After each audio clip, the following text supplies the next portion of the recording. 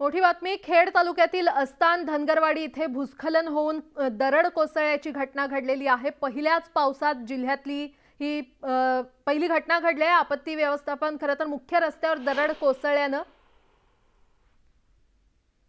ही घटना घडली असल्याचं पाहायला मिळतंय। खेड तालुक्यामध्ये दरड कोसळलेली आहे।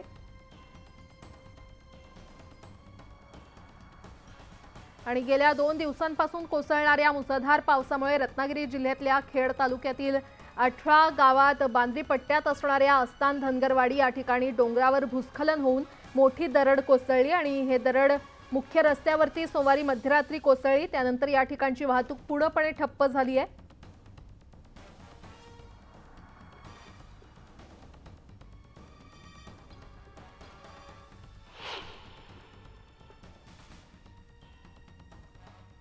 ही दृश्य आपण पाहतोय आणि या संदर्भात अधिक माहिती देत आहेत आमचे प्रतिनिधी चंद्रकांत बनकर आपल्यासोबत जोडले गेलेले आहेत। चंद्रकांत,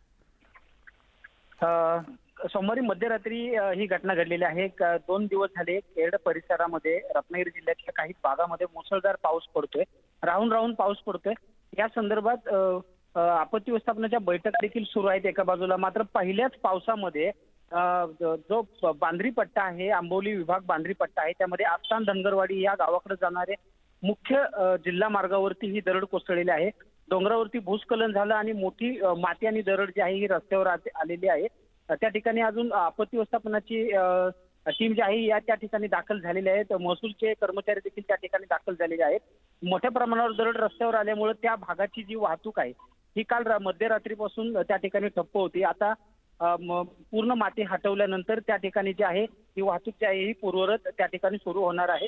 आणि महत्त्वाचं म्हणजे 2 वर्षापूर्वी झालेली अतिवृष्टीमध्ये त्या गावच्या परिसरामध्ये मोठी दरड कोसळली आणि 2 घरांवरती कोसळली आणि 2 जणांचा मृत्यू झाला होता। याच परिसरामधली ती घटना होती। त्याच्यामुळे त्या विभागामध्ये मोठ्या प्रमाणावरती लोक जे आहेत हे घाबरलेले आहेत।